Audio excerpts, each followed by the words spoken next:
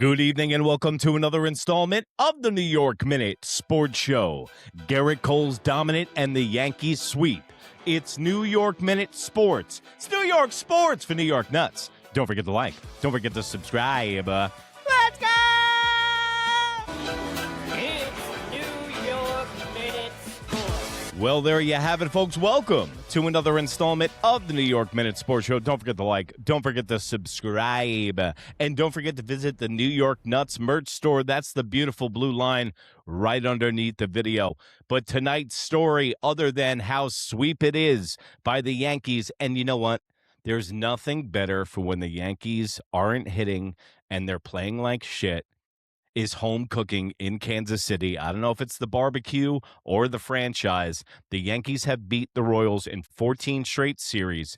But tonight's story is none other than Garrett Cole, who has been absolutely masterful since he's come back and hasn't needed a lot of pitches to do it. Tonight, 6.5 innings, 4 hits, 0 earned runs, 10 strikeouts, and the beauty part, 79 pitches.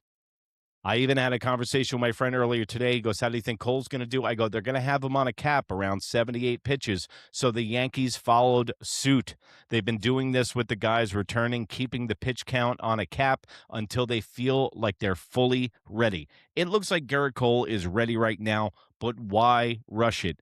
When the strongest point of your team is starting pitching, you don't have to rush these things. You know what? Garrett Cole tonight, he could have went a complete game if he wanted to, but you know what? I got to give props to Aaron Boone taking Garrett Cole out of the game and then only using 11 pitchers the whole series against the Kansas City Royals. I know it helps when you hit against a team, but when you're getting longevity and length, real ditty from your starting pitching, it makes the bullpen's life a lot easier. And then you can start stringing wins together, and that's exactly what the Yankees are doing. You can even see Garrett Cole is starting to change his approach a little bit. I know mass equals gas with Cole, and we're seeing his fastball be around 96, 97, 98 when he really wants to crank it up, but it looks like he hasn't taken the cover off the Corvette yet, so he hasn't let it rip. But he's in his mid-30s, and if we look at other Yankees that have been in this franchise that have made the adjustment around his age, that would be Mike Mussina, Andy Pettitte, and CC Sabathia. You know, in the beginning of your career, just like Sabathia knows, and Garrett Cole is a flamethrower as well, you can use gas and you can use power to outpitch everybody. But as you get older in age, your velocity drops and you got to get craftier. And that's exactly what Garrett Cole was doing tonight. He was throwing more breaking balls. 7 of his strikeouts tonight were on breaking balls, 7 out of 10. So that is a great sign. It will also make his fastball, which isn't too fast, seem a lot more effective when he's throwing that knuckle curve or that changeup. This is a marathon, not a sprint. The Yankees don't need to win the division tonight against the Kansas City Royals, so I'm glad he kept Garrett Cole fresh, and you're even seeing that with Carlos Rodon. Even though I think Garrett Cole and Carlos Rodon aren't even in the same stratosphere as far as talent and pitching-wise, but Carlos Rodon doesn't need to be rushed back, and Garrett Cole doesn't need to be rushed back, because once you get this starting staff completely in line, you have Max Fried. We'll get to him on an injury update, by the way. Max Fried, Cam Schlittler, Garrett Cole, Carlos Rodon, and Weathers or Warren. And one of those guys goes into the bullpen as things start to heat up. Even Pedro Martinez came out and said that the Yankees fans were spoiled and they're the favorite to win the World Series with the team that they have now. And I just want to say to Pedro, 1, who's your daddy? And 2, why don't you just worry about you, okay? We'll worry about the Yankees. But one of the most positive things from the Yankees playing the Royals this week, and tonight it was definitely center stage, is the way that the Yankees worked at bats. Now, Cameron's a pretty good pitcher. His win-loss doesn't dictate it. But what the Yankees did tonight was they fouled the ball off like crazy and took a lot of pitches and got the starting pitcher out in the 5th inning. It seems like when the New York Yankees are locked in and their concentration is on baseball, they can work at bats and they become a better team, and that's when they start winning 7-0. When you get a starting pitcher to 95 pitches by around the 4th inning, that is mission accomplished. That makes the other team now have to stretch out 5 other innings. And when I say ad nauseum on this show, you add more humans to the equation, one is going to mess up. It's the search for who doesn't have it tonight. And now the Yankees are starting to tap into that 1990s New York Yankees working tough at bats, and I got to give them credit. Half of this team was hitting below 160 about a month ago. Now, as we turn around today, we still only have 2 guys hitting underneath 200. That's McMahon at 199 and Austin, I should be benched for the rest of eternity, Wells at 176. Even Trent Grisham's got his average up. Now people are starting to hit. What goes up must come down, and the law of averages in baseball. Now Trent Grisham, Jazz is starting to turn it around. Now with the emergence of Anthony Volpe, and what could be said about Ben Rice tonight?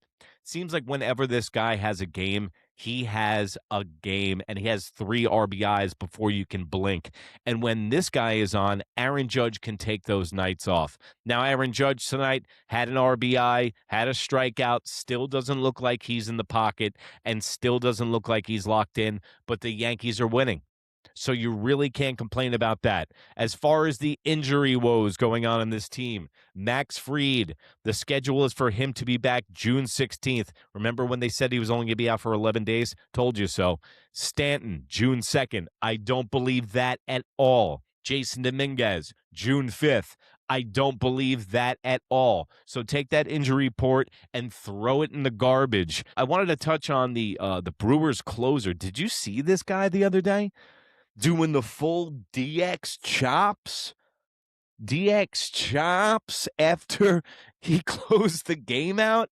I really want to know what you guys think about this. Are you guys okay with him doing this? Or like he should be fined and benched for doing the DX chops? Because I'm stuck right down the middle. I am a firm believer. Like people used to yell at Terrell Owens for signing autographs in the end zone when he scored a touchdown. And I would say, you know what? Stop him from scoring a touchdown, and he won't celebrate like that. What this closer is doing is putting the rest of his teammates out there to get plunked against the St. Louis Cardinals the next time that they face him. You know what? If I was on the Cardinals and I saw the guy doing full Kenny Powers mode, I'd be like, whoever's starting tomorrow, you're plunking one of the Brewers because of this guy. So this was blowing up the baseball world. Let me know what you think in the comments below. Is this boys will be boys, or is this should not be allowed in baseball and you can't stand the showboating? So the New York Yankees are headed to Sacramento against the Oakland A's, Sacramento A's, the Athletics, whatever they're calling themselves. We're going to go play them. They're the 3rd best team in the American League, and I think they're only 2 games above 500. So yes, the rest of the American League stinks. I get that. But the Yankees can't lose sight of it. They're making the playoffs. I'm going to say that right now on May 27th. The Yankees are going to make the playoffs in this American League. But they need to concentrate and they need to stay frosty. Just because the competition might not be thick in the American League, they got a lot of interleague games coming up, and they're going to have to be playing some tough baseball. Now we're starting to see the Rays come back to earth. Remember, I was talking about pulling the onion back on their win-loss record. They were only one game below 500 in interleague play. Now they lose again to the Baltimore Orioles. The Yankees have crept 2.5 games away from first place, and they're playing good baseball. The games are at 9:45, by the way. The postgame will probably be out by the time you wake up the next morning because these games are probably going to be done at 2 a.m., but I'm not going anywhere, all right? I'm going to be right here doing every Yankees postgame. Doesn't matter if it's West Coast trips, the Central Clock. I got it all figured out, and I'll be right here for when you guys wake up from your slumber with all the highlights and the breakdown of the A's and the Yankees series. So as the Yankees take a trip over to Instagram. That's New York Minute Sports. That's NEWYRKMIN. Anywhere in that smoke wagon you call the information superhighway, you put in New York Minute Sports, and you'll get this face. Lucky you. Also, become a New York Nut. For $1.99 a month, you can be an exclusive member of the New York Minute Sports Show. Exclusive content, interactive live shows, and a Monday Mets and Yankees and general baseball show, and the New York Nut Show starting next Wednesday. You guys are going to love the way you look. I guarantee it. Speaking of the way that you look, go over to the New York Nuts merch line. That's the beautiful blue line underneath the video. You can check out all the T-shirts that were presented during the episode. They're all made in the USA, just like yours truly. And remember, if you can't be good, be bad, baby. Good night, Canada. Bye. That's your boy. So He have the said word. he was. Goodbye. That's my boy.